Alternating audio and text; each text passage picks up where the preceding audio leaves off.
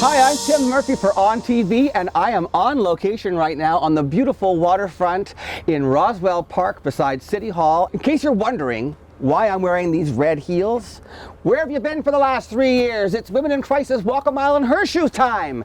And I'm here right now with the board president for Women in Crisis. This is Kelly O'Donnell. Hi, Kelly. Hi, Tim. Beautiful day here in the Soo. Gorgeous. Now listen, you've had quite a year. There's been a lot of trials and tribulations. We'll get into that a little bit later, but this is the 3rd annual Walk a Mile in Her Shoes. It's happening. Yeah. And you've had amazing support under these trying times from your sponsors. Is that right? That's correct. You have quite a list there, don't you? Yes, now, we do. What are your sponsors responsible for doing? Like, what is the role of a sponsor for this campaign? Sometimes they provide in-kind donations, such as videography, prizes, things like that. Reward prizes and stuff like that, right? And then other times they provide financial sponsorship. Right, and financial. They just give you some money to help run this campaign, because it costs a lot of money to put this kind of stuff together. Yeah, but it's important for us. It's an investment. Yeah.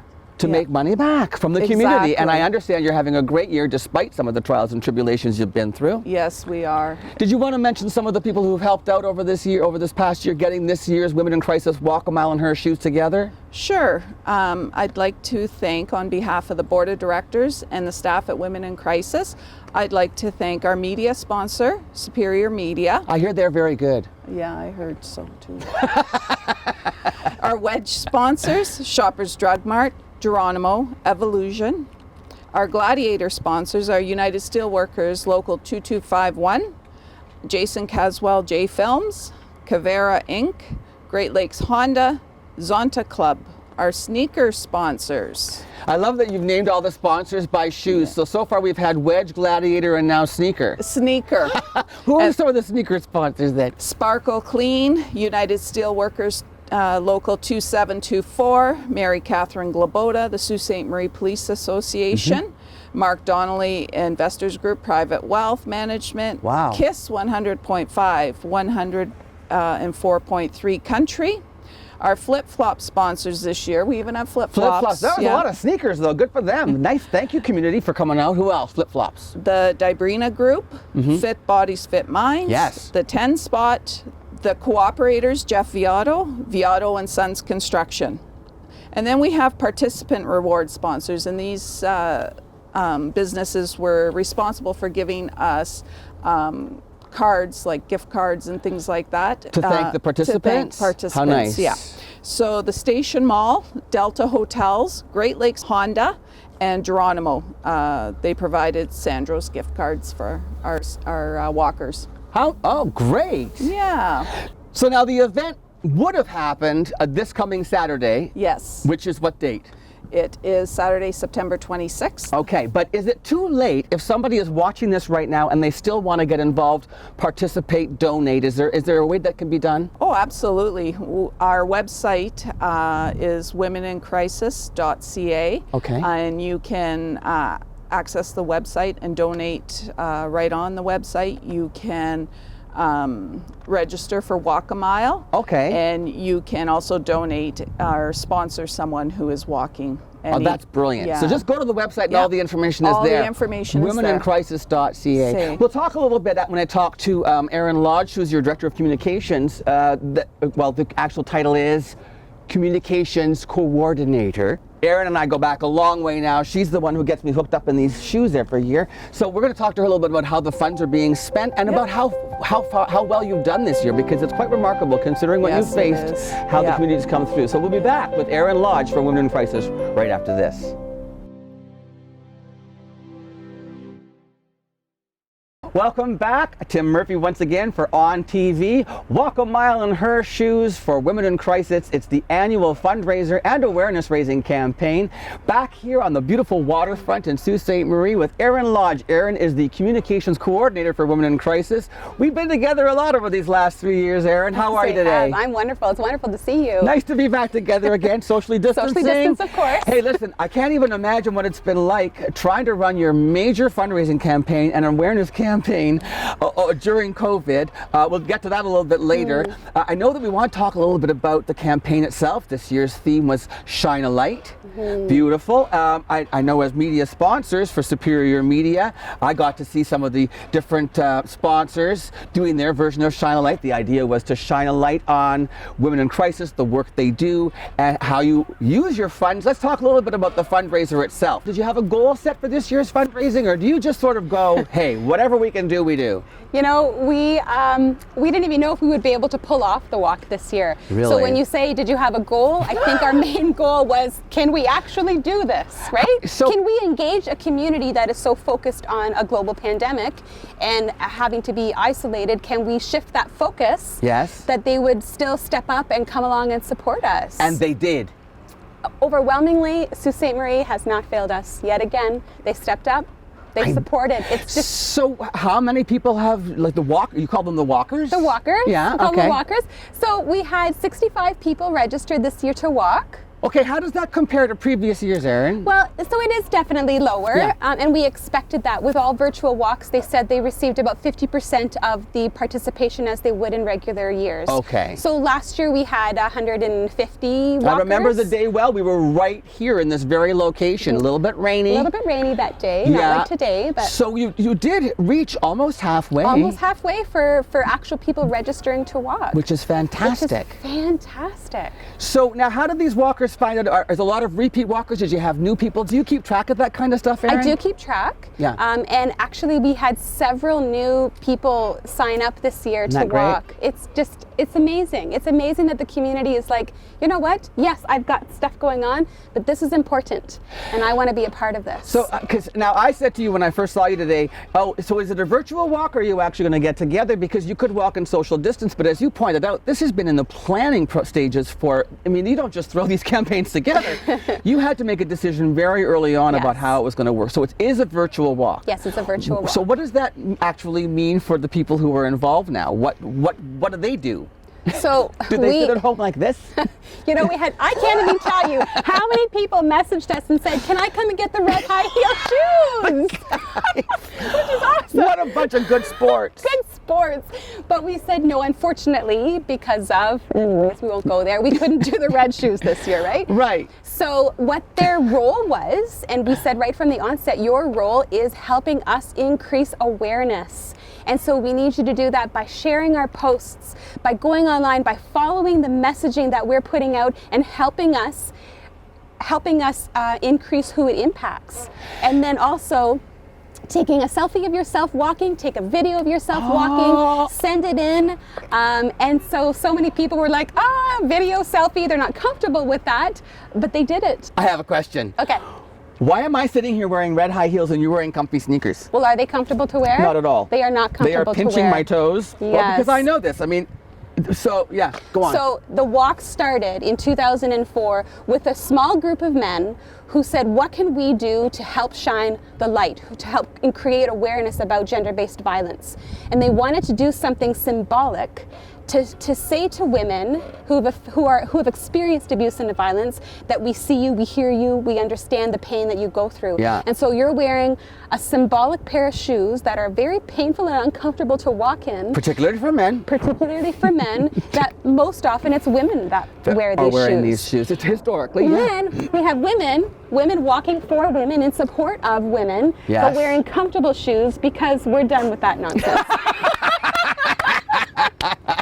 That's great. Okay, now let's talk a little bit about how the campaign has really, I mean, it's been fundraising and awareness always, but I think maybe because this year, because it's more virtual, are you getting more messaging? Are you focusing more on messaging, and how is that working for you? You mentioned asking the walkers to share posts and stuff and share the messaging. How's that been going? Oh, it's been incredible. Yeah? So I know numbers are whatever, but in the last month alone, through our social media campaign, we've reached well over 18,000 people in this community, just with a social media awareness campaign. And that is simply because people like you are seeing our posts come out and you're saying share. I want other people to see this message. I want to be a light. I want to be a light. I want to be a light because, you know, that's the whole thing, is I want to be a light, to shine a light on the work you do. Should we just briefly talk a little bit about what Women in Crisis does? And I mean, for anybody who doesn't know, the role of Women in Crisis in the community? Predominantly, we provide emergency shelter for women and children who are actively fleeing abuse and violence. Right. We provide advocacy and support. If she needs help filling out legal papers and documents, we have staff trained to help in those situations. We'll accompany her on lawyers' appointments. We have staff that will accompany them to court when they have court proceedings, just to help be a support. It can be very intimidating for women to go, right? When you're in trauma, and you're expected to make phone calls and organize appointments and take care of children in some cases, overwhelming. So to have that support, the great thing is it's a building as well. So you're actually giving physical support, comfort, respite, right? Yes. And at the same time, all that emotional support and all of that appointment stuff, all of the and counselors and lawyers. And we have 24/7 emergency crisis counseling. You do? Yes, so a woman can call or come down to the shelter without appointment. Night or day? Night or day, anytime that she can get away, that she can call. They can message us through Facebook as well, and we will, if that's the only way that they can communicate is through online. Maybe we should just mention where you are located if somebody doesn't know, if somebody out there wants to come down. And also, if you wanted to go, and do you still have the box outside, Erin, for donations? We can't do that anymore right now, can we? We had to get rid of that. I know what it is. So like, is it the Kidney Foundation or whatever? So if they have used donations, they make a donation to the Kidney Foundation and they name Women in Crisis. That's how you do it. Thankfully, the Kidney Foundation were willing to support us and partner with us in this way. Ooh. We're on the waterfront. Hey, I have another question about the shine a light, be a light. Be a light. It's almost taken on a different meaning for some of the survivors, and they've shared their stories. They're being a light in their own way. Can you tell me a little bit about that, Erin? That's been absolutely incredible. So we had several women come forward and reach out to us and say, you know what, I think I'm ready. I want to be a light, specifically in that I want to share my story. Oof. And I know one woman in particular, she said it took her over 5 times. She wrote her story and then started over again. You can imagine how painful that would be for her to put those words to paper, knowing that she's going to publicly share this message. That's brave and selfless. So incredibly brave, courageous. And these women, they stepped forward and they said, we want to do this. Multiple survivors have written their story. We had over 5 women come forward and say, we want to do this. And so they sent their stories in and we shared those stories publicly with their permission, of course. And beyond the impact that had on them, because they said that this was a healing moment for them as well, to be able to share their story. Cathartic a little bit. Cathartic. But beyond that, the response that they received, other women saying, this is my story, this is what I'm going through. And so then it was a beacon of hope for those other women. That if this woman can do it and she sought out help and now she's feeling like she's in this new journey, this new path of violence-free life, I can do it too. And so it's just been incredible to watch that this walk has always been that. It's been a way for the community to step up and to support the shelter, but it's also been an avenue for women who are survivors to have a moment where they can feel like they are sharing their story as well. Wow. The one thing I got to tell you, I'm going to miss standing here and looking out over the crowd of men. And oftentimes, this is where I get a little choked up when they bring their sons. See, look, I get it. It does. It's so impactful to see the men with their boys saying, we're not going to let this happen. Yeah, this is That's not going to truth. continue. So I mean, it's beautiful. The stories that come out and how the way that the community rallies is fantastic. Now we're sitting here with you, we're talking about missing the crowd. I mean, I'm going to miss the ceremony too. know. But listen, how are we going to do it this year? How is this going to roll out for us? Because we've got this amazing trophy. It looks like I had this to pry it out of the burly-heeled men's hands. the Burley-Hill men. Did they win twice in 3 years, or just Just the once. they're the ones. they're They fierce fought competitors. Hard. They fought hard to get it That's last the year. other thing about this event is that these teams really take it seriously Yes. when they go out to raise their funds. They really want to. So how's it been fundraising this year? Oh my Did we talk goodness, about that we yet? didn't talk about that. No, we didn't talk about the numbers no, you've we reached need so to far. stop and think for a moment. Okay. We're in a pandemic. We are. People are struggling. That's why we're 6 feet apart. That's why we're Otherwise, 6 I'd be feet sitting way apart. closer to That's you. so true. I know. But anyway, tell me. So in the middle So of the pandemic? as of 11 o'clock this morning, Yeah. now keep in mind the walk's not over yet. No. People can still donate. Yeah. But as of 11 o'clock this morning, Right. this community has raised over $34,000 to support the work at Women in Crisis. Shut up. How is that possible? You guys, this is fantastic. Let's do more. Let's hit 40. Wouldn't that be great to hit 40? That Can we would do be great. $6,000 between now and the time that? How long do we have before? Like until when can they donate? Well, typically Forever. it's forever. You can donate forever.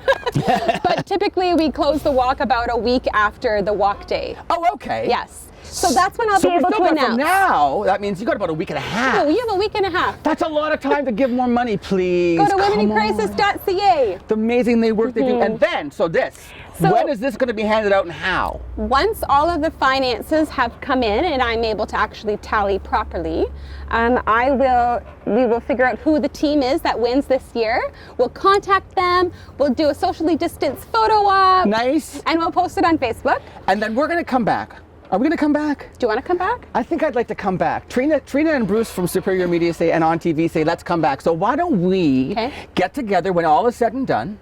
You got your numbers in, you've got your winners, you got some pictures. Yes. We'll do this again. That sounds great. We'll do a And we'll post-walk. share the winners, and we'll get some photos that we can put up, and let's talk about what your final numbers were, and what's going to happen next for Women in Crisis. What the next things on the horizon are for you guys. That sounds wonderful. Sound like a plan? Sounds like a plan. You guys do amazing work. I'm so proud to know you. I'm always happy to be affiliated with you, and congratulations. Thank you. Let's hit $40,000, folks. Now, when we come back, we're going to chat with Sharon Reed, who is the director of Women in Crisis. Sharon's going to tell us a little bit about the challenges you faced during COVID-19 and the pandemic, and how you've rallied and come through with flying red colors once again. Well, thank you, Erin. Thanks for being Always a with me. pleasure. We'll be right back after this.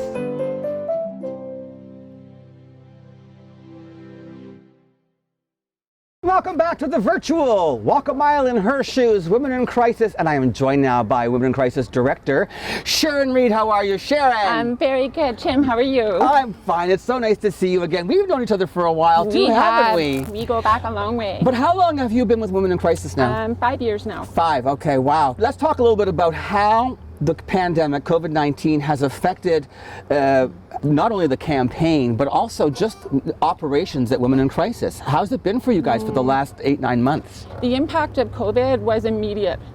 As soon as the emergency order happened, it really, honestly, it created a very complicated and unprecedented situation for the violence against women's shelters all across Ontario.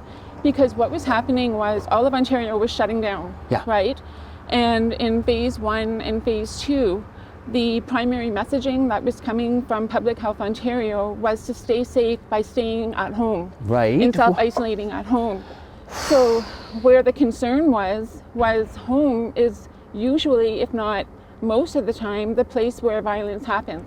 So there was that messaging that was going out there, and there was immediate concern about how that was being understood by people that were thinking about fleeing, who were at risk of fleeing. And now you're being told to stay where you are. Yes. So that was the problem. So immediately we knew that we had to do something. And so here in Sault Ste. Marie with Women in Crisis, we started really pushing the social media awareness, really pushing the radio ads. Saying we're still here, you can still access us. Absolutely. Despite saying the we pandemic. are open, because everything was closing. And everywhere you saw on the internet, on the radio, everything was just saying, no walk-ins, no, Right. you know, that kind of thing. So we really had to double back and really look at what we needed to do differently. Women who needed our services were starting to change how they reached out to us because they couldn't always find the opportunity to call. You know, their abusive partners were at home. Were at They home. didn't have that opportunity. So we had to change how we delivered services. Wow. So all of that plays into the importance of the whole walk. When COVID hit, we didn't know what we were going to do. We didn't know, as Erin was saying, you know, do we do it? Do we cancel it? Do we postpone it indefinitely? What do we do? But we knew how important it was that we got that communication out and let people know that we were here. Yeah, So- because as you say, I mean, this is the major, not only fundraising, but this is your big message blast. Exactly. So it was blasted, you know, as It Erin was. said, You we reached managed like to get it 20,000 out. people, and it was blasted, and the support from the community, it was just outstanding. You know, we had people making homemade masks. We had so many homemade masks that were brought to us that we had enough to give to all of our clients, you know, shelter residents, staff, anyone who needed a mask. We were just amazed by the generosity of the community. People were calling and saying, do you have everything you need? You know, Need. do you Oh need my meals? Can we gosh. drop meals off for you? It was just, there was no shortage of people that were saying, you matter, you know? And the Walk a Mile, I think, really elevated that. And so mission accomplished as far as letting everyone know that we're here and that people do have options they don't have to stay safe at home. You know, if they're not safe at home, that They they, can don't stay have safe to. at the shelter. Exactly. Because and the shelter's mandated. I mean, you've got to follow all the public health rules, right? Absolutely. So anybody who's there is absolutely safe. Yeah. Like not only physically safe from violence, Exactly. but also safe during the pandemic. You're Yeah. practicing those standards. Yeah, and the Walk a Mile too really sparked the conversations. So whether people Sure. wanted to have them privately, you know, with their friends to disclose what they were going through, whether it sparked the courage to be able to call us and say, I didn't know you were open, what can you do? You know, am I in an abusive relationship? Because people aren't always sure. Sure, and the other thing that I wondered also was, I mean, you're talking about, I wondered if the numbers had changed at all because of the pandemic, because you see people that are in situations that are different. So let's say a relationship that hadn't gotten volatile yet might have been a lockdown situation when you're spending time together, money is a stressor, children, I mean, all of these things could be triggers for some people. Is that something that you've seen happen, or were you aware of it and ready to sort of tackle it if it did happen? How do you approach that when you're sort of standing by to see, is this going to affect people differently as far as bringing us more people who are in trauma? There was an anticipation that the phones would go quiet. The walk-ins would go Would go quiet, quiet. Because everything was closed down, and there was a misconception out there that included the shelters. Okay. Right? That help wasn't available to them. So in the first early weeks of COVID, we all anticipated that once the province started reopening again, Yeah. that there was going to be a huge uptick, a huge surge of needs Yes. and people coming forward because they had the opportunity now to leave. Because Right? People were returning the to work abuser might and- have gone out to work, and they've got Yeah. some time in the home alone to get their stuff together and figure out what their plan is. Exactly. And ask for children. help and reach out. Yes. And children. Well, children are going back to Did school. that happen? So Was there an children- uptick? Was there an uptick after? I would say yes. Yeah, eh? Yeah. Yeah. And what happens is the children are going back to school, so now they have more people that they can trust, and they can Trust. disclose, you know, things might not be okay at home. So when you take in the shelter, women and children. Absolutely. Absolutely. And now, how does it work with the children and COVID in the shelter? I mean, they get their own rooms, so Yes. they can be in their own rooms maskless, right? Yes. But otherwise, right now, you're masked. So as much as for a lot of the province, it's not business as usual, for women in crisis, it truly is sort of business as usual. The shelter is open. You are operating. Women and children who are in crisis or in need of support or help are welcome. And you're practicing all the, how would you phrase it? The medically mandated The guidelines from the public health directive. public health guidelines and directives are being practiced. So it is safe at Women in Absolutely. Crisis to visit the shelter. Yeah. And if anyone ever has any concerns about coming to the shelter, all they have to do is call Just call. What is the number, Sharon? 759-1230. 759-1230. And again, the website is womenincrisis.ca. Absolutely. All right. Sharon, it's so nice to see you again. You too. Thank you, Congratulations Tim. on the amazing work you've done through all of these hardships. And I know a lot of it has to do with the support of the community. So thanks again to Sault Ste. Marie for your support of Women in Crisis. And it's not too late to continue to support if you haven't already. It's Walk a Mile in Her Shoes, right? And go online, check it out. And then also, we've got some great videos coming up too that you're going to enjoy. In the meantime, I just want to say thanks again and best of luck in the future. Thank you, Tim. You Sharon too. Reed, Director of Women in Crisis. We'll be right back after this.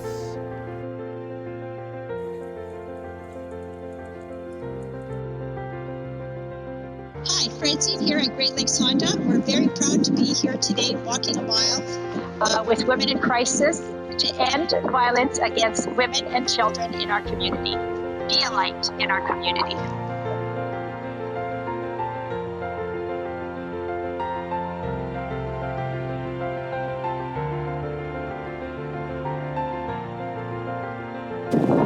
We walk for those that are stumbling in the dark, lost, alone, scared, and hopeless. We walk for those scared to take the first step into the light. We walk for those that don't yet have the strength to walk for themselves. For these reasons, we walk. We walk for you. We choose to be a light in our community. I hope you do too. Did you know that every 3 days a woman in Canada is murdered by her intimate partner? Did you know that out of 100 incidents of sexual assault, 6 are reported to police? Did you know that Indigenous women are killed at 6 times the rate as non-Indigenous women? Did you know 1 in every 4 high school girls will experience abusive violence before the end of grade 12? This is why we walk. This little light of mine, I'm gonna let it shine. This little light of mine, your lights down. I'm gonna let it shine. This little light of mine, I'm gonna let it shine, let it shine, let it shine, let it shine.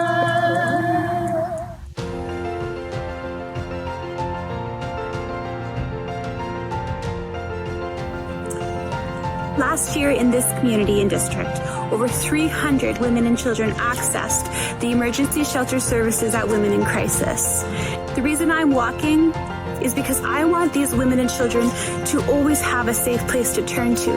I want them to know that we will always believe them and always support them. Will you join me? Will you be a light in our community? Help me end gender-based violence. Walk with me today.